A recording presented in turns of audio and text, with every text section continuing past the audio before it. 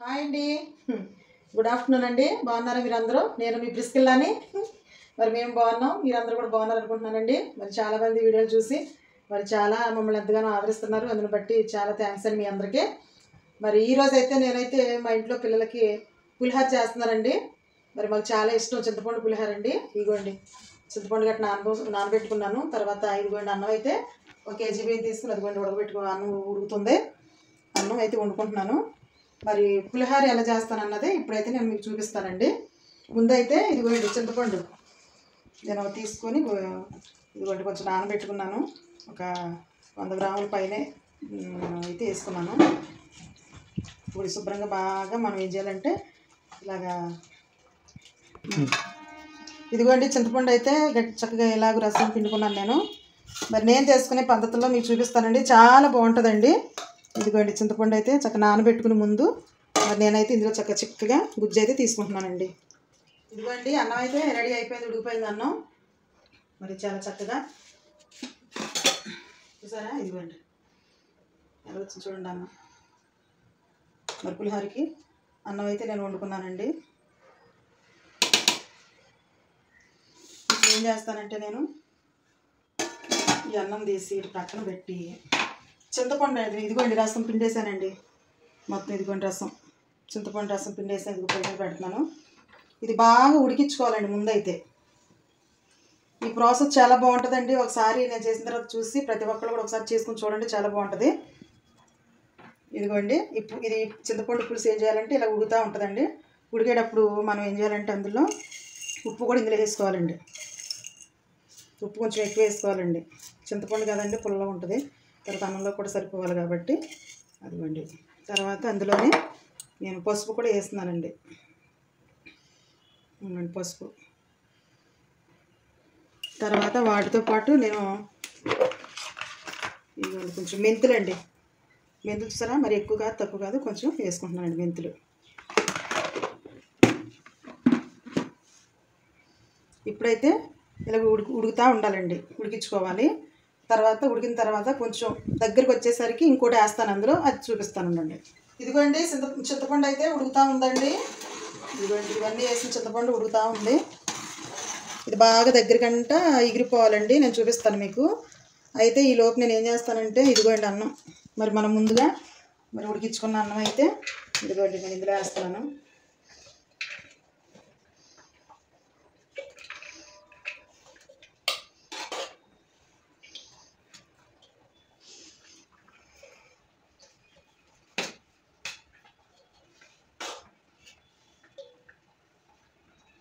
ఇదిగోండి అన్నం అయితే నేను మొత్తం వేయట్లేదండి. ఇది మాకు ఇంతవరకు సరిపోయింది పులిహోర ఇంట్లోకి, అందుకని చెప్పేసి నేను వేసుకున్నాను. కొంత అన్నం అయితే ఉంచేస్తున్నాను. ఇది మామూలుగా తినడానికి ఉంటుందండి, కూర వేసుకుని అన్నం తినడానికి ఉంటుంది పిల్లలకి. ఇప్పుడు ఇందులో అయితే ఇదిగోండి వేడి మీద చక్కగా అన్నం చాలా పుడుపులు ఆడుతాం చూసారా. ఇందులో నేను ఏం చేస్తానంటే ఇప్పుడు కొంచెం ఇదిగోండి లైట్గా కొంచెం నూనె వేసుకుంటున్నానండి ఇందులో. తర్వాత కొంచెం పసుపు కూడా వేస్తున్నానండి. ఆల్రెడీ నేను అందులో వేసాను చింతపండులో, అయినా కానీ కొంచెం అన్నంలో కలుపుకుంటున్నానండి, బాగుంటుందండి. తర్వాత ఇదిగోండి పచ్చి కరివేపాకు కడిగి పెట్టుకున్నాను. ఇదిగోండి వేసి కాసేపు ఇదిగోండి ఇలాగా కలుపుకోవాలి. చాలా టేస్టీగా ఉంటుందండి. మా ఇంటికాడ మేము చాలా ఇష్టంగా తింటాం. మా ఇంటికి ఎవరైనా వచ్చినా కానీ మరి పులిహోర అడుగుతారు చేయమని నన్ను అయితే. మరి ఈ విధంగా అయితే నేను చేసుకుంటాను ఇంట్లో, నా పద్ధతుల్లో నేను చేసుకుంటానండి. అయితే ఇలా శుభ్రంగా చక్కగా ఇదంతా కలుపుకొని కాసేపు మరి చింతపండు పులుసు ఉడికేదాకా అయితే ఇలా ఉంచుకుందామండి. ఇలా కలిపేసుకుని ఇదిగోండి ఇలాగైతే కలిపేసుకున్నాను చక్కగా నేను అన్నం మొత్తం. అయితే చాలామంది ఆవపిండి వేస్తారండి. మరి మా ఇంట్లో ఆవపిండి వేస్తే పిల్లలు తినరు, కొంచెం వేడి కూడా చేసిద్దని చెప్పి నేనైతే ఆవపిండి వేయట్లేదు. ఇదిగోండి ఇలా కలిపేసి ఒక పక్కన పెట్టుకుని ఇప్పుడైతే పచ్చిమిరకాయలు తాలింపులకి ఏమేమి కావాలో అవన్నీ కూడా సిద్ధం చేసుకున్నామండి. ఇదిగో మీరు కూడా చెప్తుంది. ఇదిగోండి మరి చింతపండు అయితే చాలా చక్కగా దగ్గరగా గుజ్జుగా ఉడికిపోయిందండి. ఇది చూస్తారా, ఇదిగోండి. ఇప్పుడైతే మనం ఏం చేద్దామంటే ఇలా ఉడుకుతూ ఉండగానే ఇదిగోండి ఎగురుతాం కొంచెం ఇదిగోండి బెల్లం అండి. చూసారు కదా, ఈ బెల్లం అయితే ఇందులో వీటి వల్ల చాలా బాగుంటుందండి. టేస్ట్ వచ్చింది. మరి చింతపండులో కొంచెం ఉడికించుకునేటప్పుడు కొంచెం బెల్లం అయితే మనం వేసుకుంటాం వల్ల చాలా బాగుంటుందండి. కొంచెం ఎక్కువ వేయకూడదు. ఇది కూడా మళ్ళీ ఇది వేసుకున్నాను.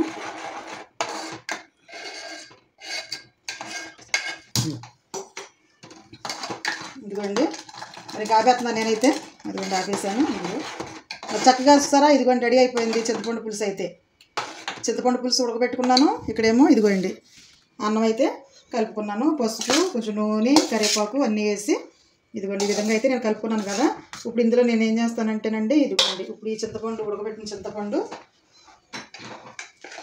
ఇదిగోండి ఇలా పోసి సరిపడగా చూసుకొని కలుపుకున్నాను. పులుపు ఎక్కువ తినేవాళ్ళైతే కొంచెం ఎక్కువ వేసుకోవచ్చు, లేదంటే తగ్గించుకొని మరి వేసుకోవచ్చండి. ఒకవేళ చింతపండు పులుసు ఎక్కువ ఉడకబెట్టుకున్నాం అనుకోండి, అప్పుడు మనకు అన్నంలోకి ఎక్కువైంది ఉందనుకుంటే అది స్టోర్ చేసి పెట్టుకుంటే ఉంటుందండి. మళ్ళీ తర్వాత పులిహోర చేసుకున్నప్పుడు కూడా అందులో కలుపుకోవచ్చు. ఇప్పుడు నేనైతే ఇదిగోండి ఇలా చింతపండు మొత్తం అన్నానికి పట్టించేస్తున్నాను. ఇదిగోండి అన్నం అంతా చింతపండు పులుసు వేసుకొని శుభ్రంగా అయితే కలిపేశానండి. ఇప్పుడు మనం ఏం చేద్దామంటే ఇందులో ఈ చింతపండు పులుసు వేసిన దాంట్లో ఉప్పు ఇవన్నీ సరిపోయి లేదో చూద్దాం.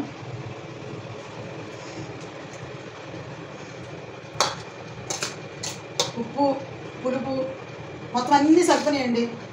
తక్కువేం అవ్వలేదు, సరిపోయి. ఒకవేళ ఎవరైనా చేసుకున్నప్పుడు సాలిపోతే కొంచెం సాల్ట్ వేసుకోవచ్చు. అయితే నేను మరి చింతపండు నేను వేసిన దానికంటే మరి నేను ఉడకబెట్టిన దానికంటే తక్కువే అయింది. ఇది కొంచెం ఉండిస్తారా, ఇది మిగిలింది. ఈ మిగిలింది ఏం చేస్తానంటే ఏదైనా చిన్న బాక్స్లో పెట్టేసుకొని పక్కన పెడతాను. ఎప్పుడన్నా గబక్కన అన్నంలో పులిహోర కావాలంటే తాలింపు వేసుకుని చింతపండు పులుసు వేసుకోవచ్చు. ఉంటుంది, ఎన్ని రోజులైనా ఉంటుందండి ఇది. అయితే ఇప్పుడు ఏం చేస్తానంటే నేను ఇదిగోండి బాండీ తీసుకున్నాను, పొయ్యి మీద పెట్టాను. ఇదిగోండి బాండీ పెట్టుకున్నాను. ఇప్పుడు తాలింపు అయితే మరి పులిహోరలోకి మరి వేసుకుందాము. దానికి కావాల్సిన పదార్థాలు ఇవ్వండి కరివేపాకు, తర్వాత ఇవ్వండి వేరుశనక్కాయలు, తర్వాత పచ్చిపప్పు, మినపప్పు, తర్వాత ఆవాలు, జీలకర్ర అన్నీ ఉన్నాయి. కాకపోతే పచ్చిపప్పు మాత్రం కొంచెం ఎక్కువ వేసుకోవాలండి, చాలా బాగుంటుంది. ఇదిగోండి పచ్చిమిరకాయలు అయితే నేను ఘాటు పెట్టానండి, కోసుకోకూడదండి. ఇదిగో ఇట్లా మధ్యలో ఇలా ఘాటు పెడితే సరిపోయిద్ది. ఎండుమిరపకాయలు ఇవ్వండి ఏదో తాలింపు వేసుకుంటాను ఇప్పుడు పులిహోరలోకి.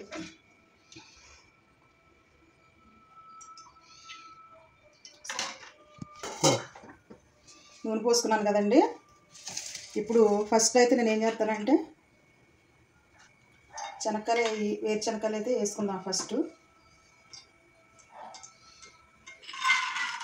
ఇది కొంచెం వేగాలండి.